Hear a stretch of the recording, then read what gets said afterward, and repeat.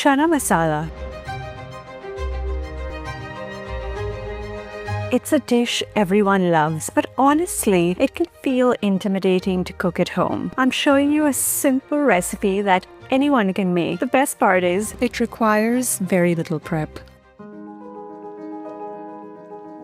First we'll do our prep, then we'll build the sauce. Finally, we'll combine everything together. I'm using canned chickpeas, but if you want to soak and cook dried ones, please do.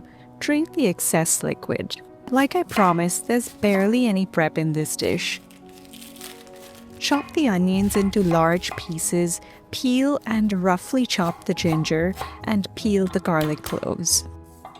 I use an equal ratio of ginger and garlic. Now let's blend them. I have some crushed tomatoes and I'm going to blend the ginger and garlic with the tomatoes. Super easy.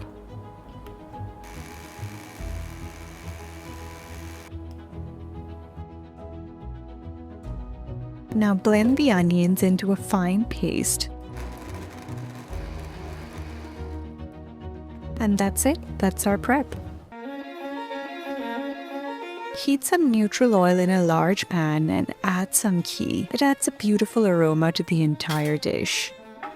1 halved Kashmiri red chili and some cumin seeds. That's all we need. Simple. Once fragrant, let's add our onions in. Now we need some patience. We need to brown these onions slowly. This is a very important step, otherwise your dish will taste like raw onions and no one wants that. Next we add in our tomato paste. Now it's time for some salt and basic ground spices. The key spice here is pomegranate seed powder. You could add dried mango powder or finish with some lime juice to replicate the flavor. We'll let this masala cook and develop flavor. Add some water if you think it's getting too dry. Keep cooking it till you see the oil bubbling up on top. First it looks like nothing is happening. Then we see the sheen on top. And finally, we see the oil bubbles, which means it's ready for the chickpeas.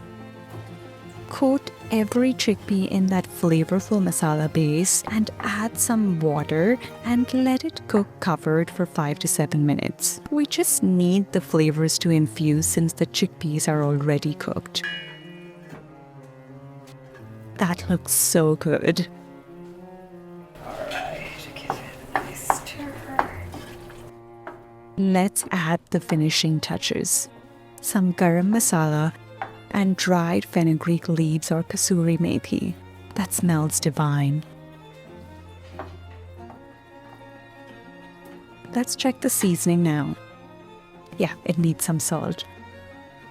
And that's it. We're ready to plate.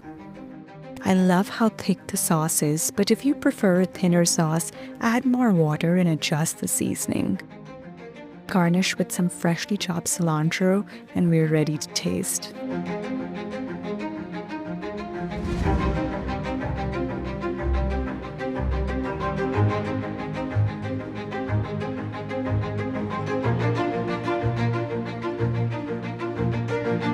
I serve it with some turmeric rice, and there you have it, a simple, comforting chana masala. Don't forget to give me a thumbs up if you enjoyed this video.